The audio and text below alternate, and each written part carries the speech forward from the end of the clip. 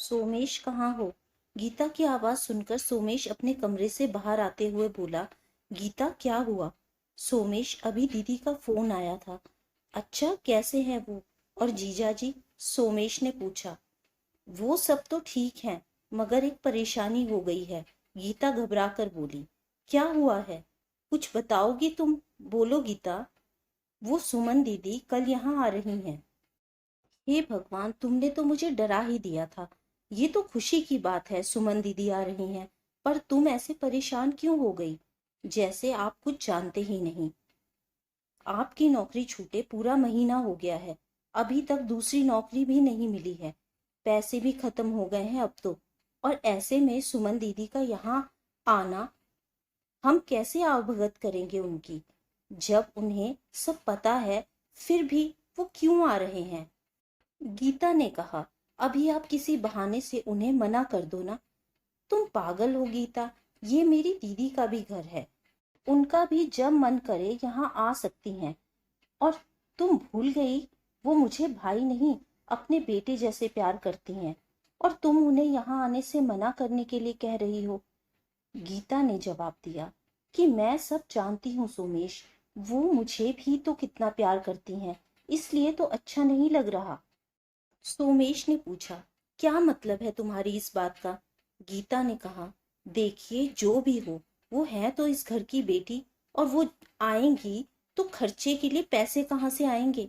बेटियों को खाली हाथ विदा नहीं करते, आप तो जानते ही हो। और ऐसी स्थिति में हम जब अपने ही खर्चों को बड़ी मुश्किल से उठा रहे हैं, तो अब कैसे करेंगे? एक दो दिन बाद पलक की फीस भी देनी है। सब कामों में पैसे की जरूरत होती है। अगर हमारे पास पैसे नहीं बचे तो फिर कैसे चलेगा घर? जब तक आपकी नौकरी नहीं लग जाती, तब तक आप किसी भी तरह उन्हें कोई बहाना बनाकर आने से रोक लो। गीता, मम्मी पापा के बाद उन्होंने मुझे बच्चों की तरह पाला, और तुम मुझसे उन्हें आने से मना करने के लिए कह रही हो? सोमेश ने कहा।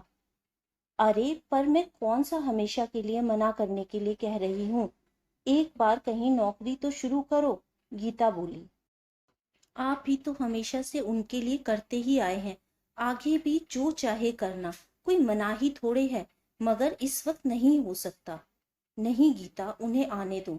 ये उनके भाई का घर है, उनके लिए हमेशा खुला ही रहेगा। रही बात पैसों की, तो मैं कुछ इंतजाम कर ही लूंगा। ऐसा कहकर सोमेश गुस्से से बाहर चला गया। गीता की आंखों में आंसू आ गए। वो अपने आंसू साफ करते हुए सोच रही थी कि अब पता नहीं क्या होगा। अगले दिन सुमन दीदी आ गई। बुआ बुआ कहती पलक उछलने लगी।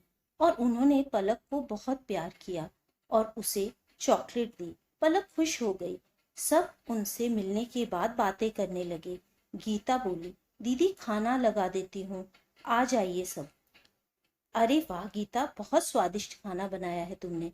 गीता ने सोमेश की ओर देखा। बीते कई दिनों से वो बस पेट भरने के लिए ही खाना बना रही थी। दीदी ने कहा, अरे हाँ सोमेश, कल जाना भी है मुझे। कल? इतनी जल्दी क्यों? मेरा मतलब थोड़े दिन और रुक जाइए ना। सोमेश बोला। वो मेरा दिल कर रहा था अपने बच्चों से मिलने के लिए, इसलिए आ गई। कल वापसी की टैक्सी बुक कर रखी है तुम्हारे जीजाजी ने। अरे ये तुम दोनों के चेहरे का रंग क्यों उड़ गया?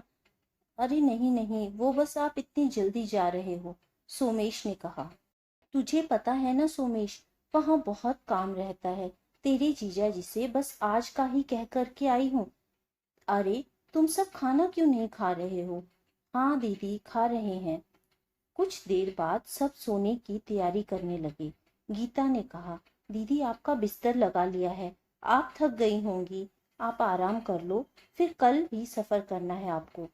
दीदी ने जवाब दिया, अरे बेटा, मैं तुम सबसे मिलने और ढेर सारी बातें करने आई हूँ।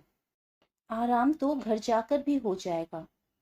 सोमेश, तूने मुझसे पूछा नहीं मैं यहाँ क्यों आई हूँ? कहकर दीदी ने पर्स से 500 के नोटों की गड्डी निकालकर सोमेश को देते हुए कहा, मुझे पता है मेरा बेटा इन दिनों परेशान चल रहा है। आज उसे अपना आशीर्वाद देने आई हूँ। दीदी ये क्या, मैं इन्हें नहीं ले सकता। क्यों नहीं ले सकता? आज तक तू मेरे घर हमेशा कुछ न कुछ लेकर आता रहा है ना। जब भी मना किया तो तूने कहा मैं भाई हूँ। आज एक माँ अपने बेटे को दे रही है। क्या जब एक छोटा भाई पिता की तरह बहनों को प्यार दुलार कर सकता है, तो एक बहन भी वैसे ही अपने भाई को माँ की तरह ममता नहीं दे सकती? मैं भी तो तेरी माँ हूं ना। तो फिर दीदी कहकर सोमेश अपनी दीदी से लिपट कर बच्चों की तरह रोने लगा। सुमन दीदी ने उसके सिर को सहलाते हुए कहा, बस चुप हो जा, ये बुरे दिन ज्यादा देर तक नहीं रहेंगे। तू देखना बेटा, जल्दी सब कुछ ठीक हो जाएगा।